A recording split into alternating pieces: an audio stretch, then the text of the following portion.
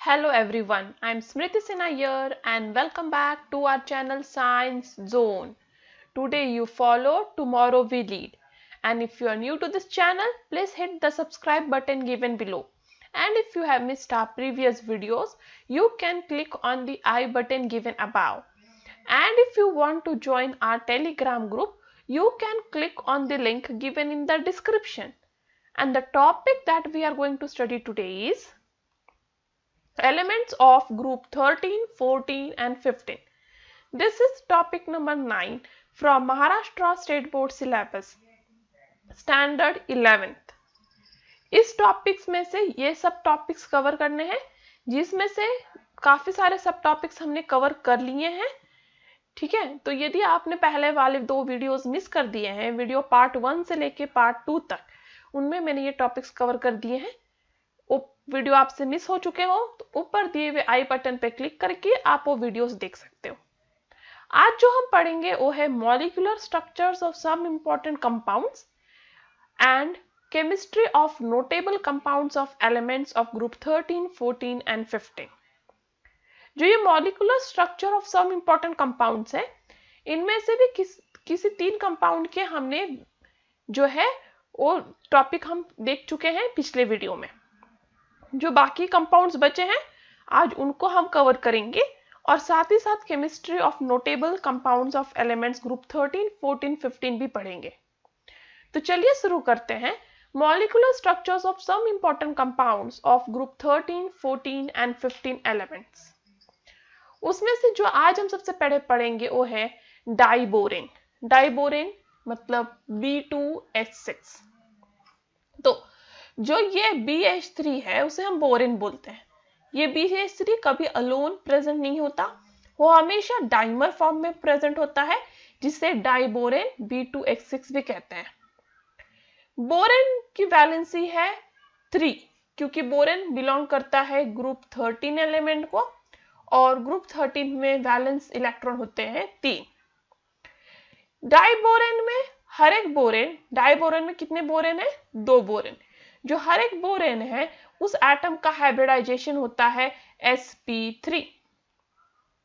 यहाँ पे जो है 3 हाइब्रिड ऑर्बिटल्स जो हैं वो हाफ फिल्ड होते हैं और 4th sp3 hybrid orbital borane का वैकेंट रहता है। तो बोरेन के कितने हाइब्रिड ऑर्बिटल्स हैं? 3, क्योंकि देखो डाइबोरेन में हाइब्रिडाइजेशन क्या है? sp3। sp3 मतलब 4 ऑर्बिटल्स होंगे, करेक्ट। उसमें से 3 हाइब्रिड जो ऑर्बिटल्स हैं वो है हाफ फिल्ड। तो 3 हाइब्रिड ऑर्बिटल्स हाफ फिल्ड है और 1 ऑर्बिटल वैकेंट है। इस तरह से उसका हाइब्रिडाइजेशन sp3 है।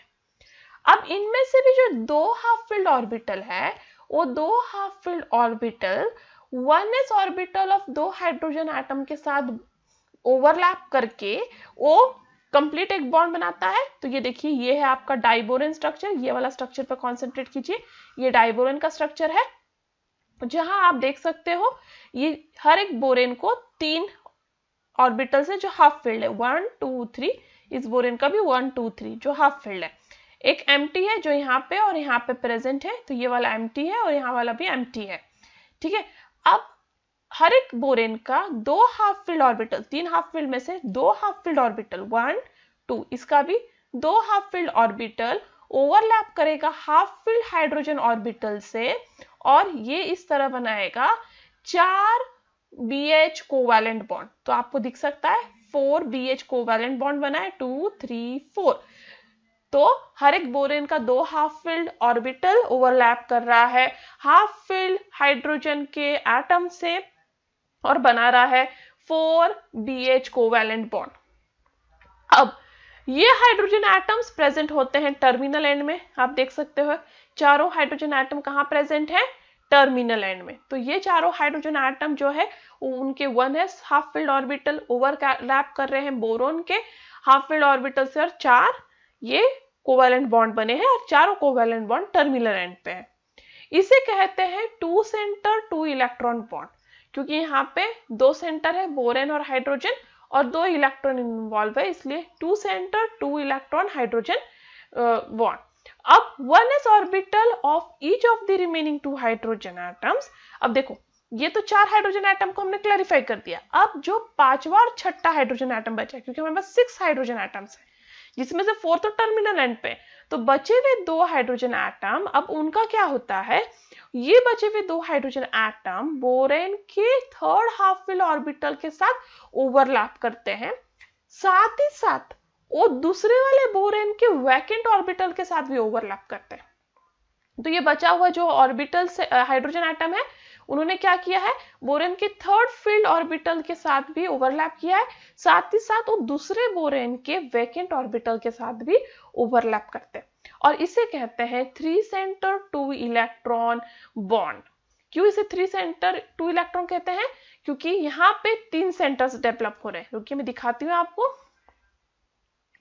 तो ये देखिए, ये एक सेंटर, ये दूसरा सेंटर और ये तीसरा, क्योंकि इसका हाफ फील्ड, हाइड्रोजन का हाफ फील्ड और इसका वैकेंट, तो ये हुआ 3 सेंटर, और यहाँ पे 2 ही इलेक्ट्रॉन इन्वॉल्व है, एक बोरॉन का एक हाइड्रोजन का, इसलिए 3 सेंटर 2 इलेक्ट्रॉन बॉन्ड इसे कहेंगे।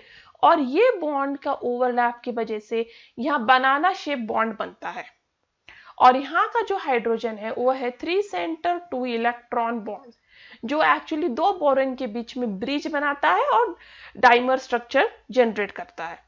अब इस स्ट्रक्चर में क्या होता है, बोरेन और दोनों बोरेन और टर्मिनल दोनों हाइड्रोजन, ठीक है, इसके 2 टर्मिनल हाइड्रोजन और इसके 2 टर्मिनल हाइड्रोजन एक प्लेन में प्रेजेंट है, तो 2 बोरेन और उस दोनों के 2 हाइड्रोजन एक प्लेन में प्रेजेंट है। अब 5th हाइड्रोजन जो है वो अबाव द प्लेन है और 6th hydrogen below the plane. तो किस तरह से डाइबोरेन का स्ट्रक्चर है, 2 बोरेन एक ही प्लेन में, उनके दोनों terminal hydrogen, that is 4 terminal hydrogen borane के ही प्लेन में, और एक हाइड्रोजन ऊपर एक हाइड्रोजन नीचे प्लेन के। नेक्स्ट है सिलिकॉन डाइऑक्साइड, जिसे SiO2 भी कहते हैं। सिलिकॉन डाइऑक्साइड को कॉमनली सिलिका भी कहते हैं। क्वार्ट्ज, क्रिस्टोबेलाइट, ट्रीडमाइट, ये तीनों भी जो है वो क्रिस्टलाइन फॉर्म ऑफ सिलिका है। ये सब फॉर्म एक दूसरे में इंटर कन्वर्टिबल है, जिससे जैसे आप टेम्परेचर चेंज करोगे ये एक क्रिस्टलाइन फॉर्म दूसरे क्रिस्टलाइन फॉर्म में कन्वर्ट हो जाएगा। Silicon dioxide that is silica में कोवैलेंट बॉन्ड होते हैं जो 3 डायमेंशनल नेटवर्क सॉलिड बनाते हैं। तो आप देख सकते हो ये सिलिका का स्ट्रक्चर है जिसमें कोवैलेंट बॉन्ड है जो 3 डायमेंशनल नेटवर्क सॉलिड बना रहा है। इस स्ट्रक्चर में हर एक सिलिकॉन एटम जो है वो 4 ऑक्सीजन को अटैच होता है। देखो ये एक सिलिकॉन एटम है जो 4 ऑक्सीजन को अटैच है। तो यहाँ पे इस नेटवर्क स्ट्रक्चर में क्या है, हर एक सिलिकॉन एटम कोवैलेंट बॉन्ड बनाता है 4 ऑक्सीजन के साथ में, और ये क्रिस्टल में 8 मेंबर रिंग तैयार होता है। तो आप यहाँ देख सकते हो यहाँ 8 मेंबर रिंग तैयार हो रहा है, 2 3 4 5 6 7 8। तो हर एक इसमें 8 मेंबर रिंग तैयार होता है जिसमें एक सिलिकॉन और एक ऑक्सीजन ऑल्टरनेटली प्रेजेंट होते हैं। नेक्स्ट है nitric acid that is HNO3। Nitric acid एक स्ट्रॉन्ग ऑक्सीडाइजिंग मिनरल एसिड है, ठीक है। तो नाइट्रिक एसिड आप लैब में भी पाओगे बहुत बार, और ये स्ट्रॉन्ग ऑक्सीडाइजिंग एजेंट है। इसमें प्लेस होता है सेंट्रल नाइट्रोजन एटम जो sp2 हाइब्रिडाइज होता है, तो इसके बीच में नाइट्रोजन एटम प्रेजेंट है जो sp2 हाइब्रिडाइज है, और HNO3 रेजोनेंस का फेनोमेना दिखाता है। तो वहां पे रेजोनेटिंग स्ट्रक्चर्स पॉसिबल हैं। नेक्स्ट है ऑर्थोफॉस्फेरिक एसिड या फॉस्फेरिक एसिड जिसे H3PO4 कहते हैं। तो फॉस्फोरस एक्चुअली बहुत सारे ऑक्सा एसिड के फॉर्म में मिलता है, ये आप नेक्स्ट ईयर 12th स्टैंडर्ड में पढ़ोगे। तो फॉस्फोरस बहुत सारे ऑक्सा एसिड के फॉर्म में प्रेजेंट है, बट इनमें से जो है ऑर्थोफॉस्फेरिक एसिड दैट इज H3PO4 वो strong non toxic mineral acid है। इनमें 3 हाइड्रोजन एटम प्रेजेंट है जो आयोनाइजेबल है, मतलब वो तीनों हाइड्रोजन एक एक करके बाहर जा सकते हैं और यहाँ पे O नेगेटिव बन के रहेगा, मतलब वो लोग एसिडिक हाइड्रोजन है और वो लोग एक्चुअली आयोनाइजेबल है, not non ionisable, it is ionisable, मतलब तीनों हाइड्रोजन ये स्ट्रक्चर को लीव कर सकते हैं H+ बन के और यहाँ O नेगेटिव बन जाएगा। मतलब यहाँ पे ये एसिड है वो ट्राई एसिडिक है क्योंकि वो 3 H+ डोनेट कर सकता है। इसका स्ट्रक्चर ये है कि फास्फोरस जो है वो सेंटर में प्रेजेंट है और टेट्राहेड्रली वो एक डबल बॉन्ड O बनाता है और बाकी OH बॉन्ड। तो सेंट्रल फास्फोरस कैसा है? Tetrahedral in nature. नेक्स्ट है chemistry of notable compounds of elements of group 13, 14 and 15। इसमें जो सबसे पहले है वो बोरेक्स। बोरेक्स को N2B4O7 भी कहते हैं। बोरेक्स एक इंपॉर्टेंट कंपाउंड है बोरेन का। जो क्रिस्टलाइन बोरेक्स होता है उसमें वाटर ऑफ क्रिस्टलाइजेशन प्रेजेंट होता है और इसलिए बोरेक्स का फॉर्मूला होता है Na2B4O7 10H2O, जिसे इस तरह से रिप्रेजेंट कर सकते हो आप Na2 ब्रैकेट में B4O5OH4 H2O। बट आप ये वाला फॉर्मूला याद रखें Na2B4O7 10H2O। तो बोरेक्स में कितना वाटर ऑफ क्रिस्टलाइजेशन है? 10। बोरेक्स नेचुरली अकर करता है टिनकाल में, जो 90% बोरेक्स जिसमें प्रेजेंट होता है और ये टिनकाल मिलता है आइलैंड लेक्स इंडिया में, तिबेट में और कैलिफोर्निया में। तो इनमें जो है ये टिनकाल मिल जाएगा जिसमें 90% बोरेक्स प्रेजेंट है जिसे एक्सट्रैक्ट किया जा सकता है। बट स्टिल बोरेक्स लैब में भी प्रिपेयर किया जा सकता है फ्रॉम मिनरल कोलेमेनाइट। उसको क्या किया जाता है? कोलेमेनाइट को बॉईल किया जाता है एक सॉल्यूशन सोडियम कार्बोनेट में, सॉल्यूशन ऑफ सोडियम कार्बोनेट में, और फिर बोरेक्स मिलता है। तो ये देखिए कोलेमेनाइट दैट इज Ca2B6O11, उसे बॉईल किया गया है सॉल्यूशन ऑफ सोडियम कार्बोनेट, यहाँ पे बॉईल किया गया है, आपको बोरेक्स मिला है Na2B4O7 + 2 NaBO2 + 2 CaCO3 that is calcium carbonate. अब properties of borax. Borax actually white crystalline solid है। बोरेक्स वाटर में बहुत इजीली डिसॉल्व हो जाता है और वाटर में डिसॉल्व होते ही वो अल्कलाइन सॉल्यूशन देता है क्योंकि बोरेक्स का हाइड्रोलिसिस हो जाता है। तो देखिए Na2B4O7 बोरेक्स जो वाटर में डिसॉल्व हो जाएगा, इसका हाइड्रोलिसिस हो जाएगा और वो देगा 2NaOH + orthoboric acid H3BO3। Second property ये है कि हीटिंग करने पे बोरेक्स पहले अपना वाटर मॉलिक्यूल लूज करता है।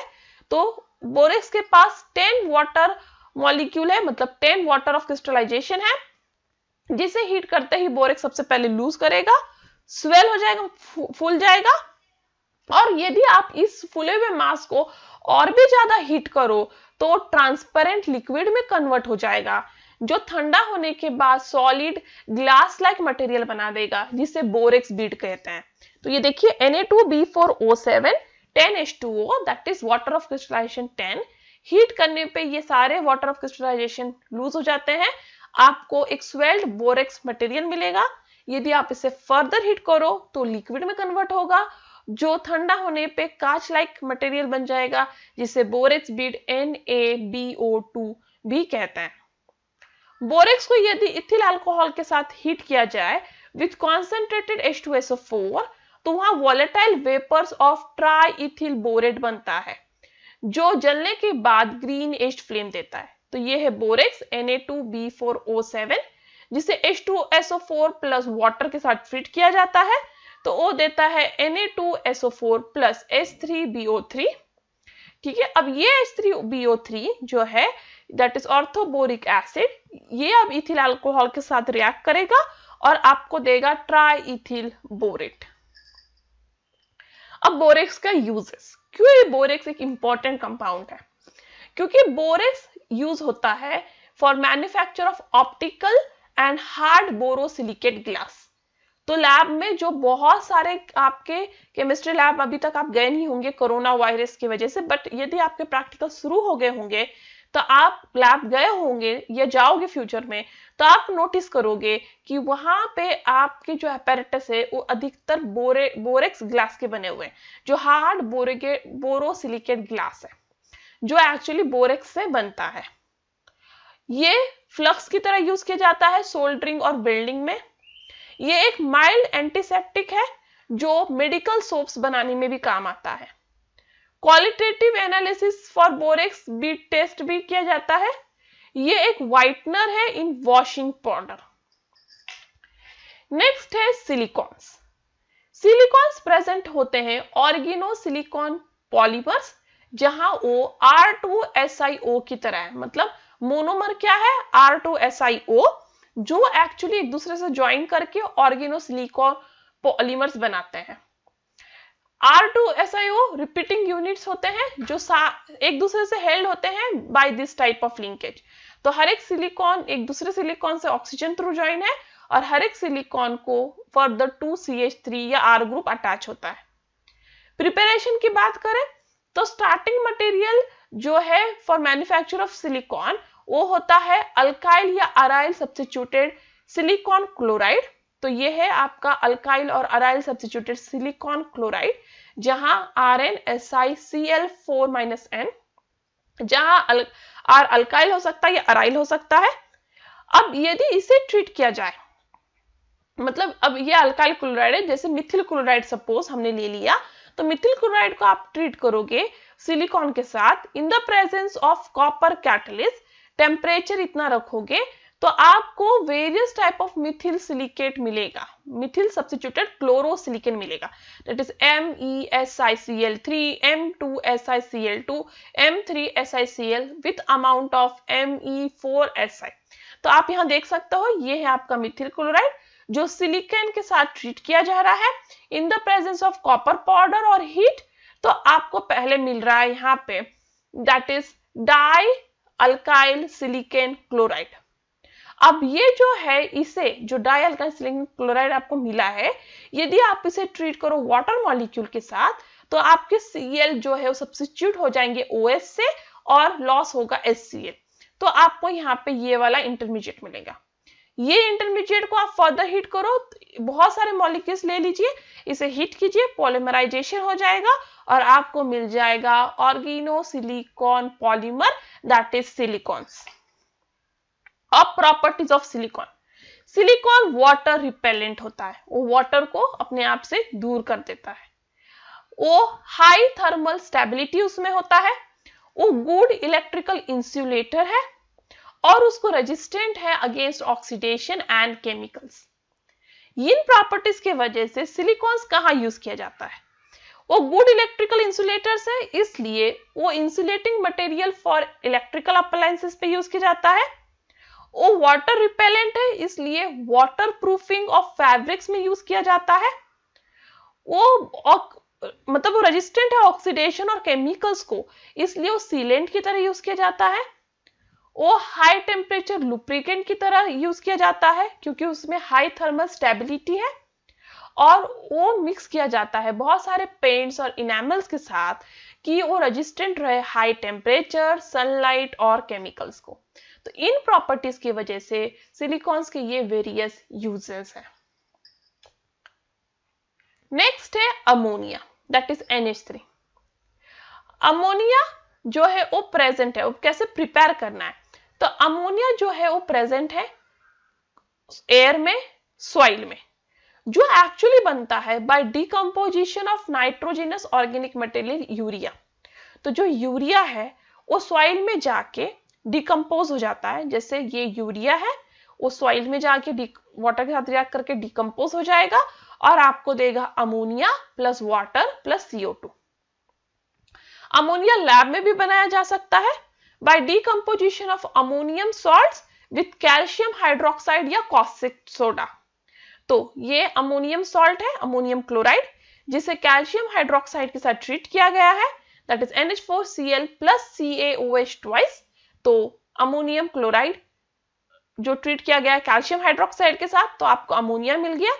या फिर यहाँ पे अमोनियम सॉल्ट है दैट इज अमोनियम सल्फेट जो ट्रीट किया गया है कॉस्टिक सोडा के साथ, कॉस्टिक सोडा मतलब NaOH, और वो कन्वर्ट हो गया है अमोनिया में।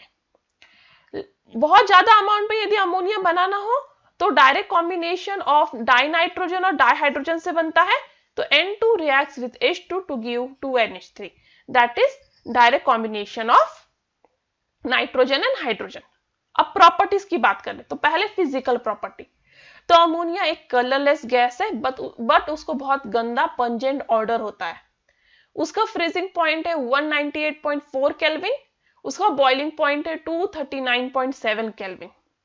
अमोनिया वाटर में हाईली सॉल्युबल है और आप लैब में हमेशा अमोनिया को वाटर में डिसॉल्व सॉल्यूशन के फॉर्म में पाओगे, that is concentrated solution which is called as liquor ammonia. Chemical properties की बात करें तो अमोनिया बेसिक इन नेचर है, क्योंकि एक्वा सॉल्यूशन जो अमोनिया का है वो बेसिक इन नेचर है क्योंकि वो फॉर्म करता है OH ions, OH minus ions. तो NH3 reacts with water to give NH4 plus plus OH minus, इसलिए अमोनिया का जो सॉल्यूशन होता है वो बेसिक इन नेचर है। अमोनिया एसिड्स के साथ रिएक्ट करके अमोनियम सॉल्ट्स देता है, NH3 plus HCl give NH4Cl, NH3 plus H2O gives NH4 twice SO4. तो अमोनिया reacts with acid to give ammonium salts. जो एक्वा सोल्यूशन है अमोनिया का वो प्रेसिपिटेट हो जाता है हाइड्रोक्साइड्स में of metal with their salt solution. यदि आप मेटल सॉल्ट लोगे और उसको ट्रीट करोगे आप aqua solution of ammonia that is ammonium hydroxide के साथ, तो आपको metal hydroxide plus ammonium salt मिलेगा। तो ZnSO4 प्लस NH4OH ट्रीट किया जाएगा तो आपको मेटल का salt that is metal hydroxide that is ZnOH4 twice और अमोनियम सॉल्ट मिलेगा NH4 ट्वाइस SO4। सिमिलरली यदि FeCl3 को भी आप अमोनियम हाइड्रोक्साइड के साथ ट्रीट करोगे तो आपको metal oxide that is Fe2O3 XH2O plus ammonium salt मिलेगा। कॉम्प्लेक्स फॉर्मेशन की बात करें तो अमोनिया के जो लोन पेयर ऑफ नाइट्रोजन है वो कोई भी मेटल के साथ, स्पेशली ट्रांजिशन मेटल्स के साथ, तो अमोनिया के lone pair of electrons transition metal के साथ कंबाइन करके कॉम्प्लेक्स बनाते हैं। ये कॉम्प्लेक्स आप आगे जाके कोऑर्डिनेशन केमिस्ट्री चैप्टर में 12th स्टैंडर्ड में पढ़ने वाले हो। तो जो भी मेटल है वो अमोनिया के साथ रिएक्ट करके कॉम्प्लेक्स बनाएंगे और ये बन जाएगा complex. So Cu2 plus 4 ammonia gives CuNH3 4 2+. AgCl plus 2 ammonia gives AgNH3 twice Cl. तो इस तरह से कॉम्प्लेक्स फॉर्मेशन हो सकता है अमोनिया का विद ट्रांजिशन मेटल आयंस। अब यूजेस ऑफ अमोनिया, तो अमोनिया यूज किया जाता है फर्टिलाइजर के मैन्युफैक्चर में। तो अमोनिया ज्यादा से ज्यादा कहाँ यूज किया जाता है? Manufacture of fertilizers like urea, di ammonium phosphate, ammonium nitrate, ammonium sulphate. ये जो फर्टिलाइजर्स हैं जो एग्रीकल्चर में यूज किए जाते हैं उनके सिंथेसिस के लिए अमोनिया बेसिक मटेरियल है। Ammonia inorganic compound like nitric acid के मैन्युफैक्चर के लिए भी यूज किया जाता है। अमोनिया एक रेफ्रिजरेंट भी है that is liquid ammonia. Ammonia lab में भी बहुत यूज किया जाता है as laboratory reagent for qualitative and quantitative analysis. जो aqueous solution of ammonia that is liquor ammonia के फॉर्म में यूज किया जाता है। And that's all for today, thank you. तो यहाँ हमारा चैप्टर नंबर 9 कंप्लीट हो गया है। आपको नोट्स PDF फॉर्म में जल्द ही मिल ही जाएंगे, टेलीग्राम ग्रुप पे भी और इस वीडियो के डिस्क्रिप्शन में भी। आपके पास कोई डाउट है, कोई कमेंट है, कोई भी सजेशन है तो आप मुझे askyourdoubts04@gmail.com पे करके बता सकते हो या नीचे दिए कमेंट बॉक्स में। आपको मेरा वीडियो अच्छा लगा हो तो इसे एक लाइक दीजिए, शेयर कीजिए, सब्सक्राइब कीजिए। और जाने से पहले, difficult roads often lead to beautiful destination. And that's all for today. Thank you. Stay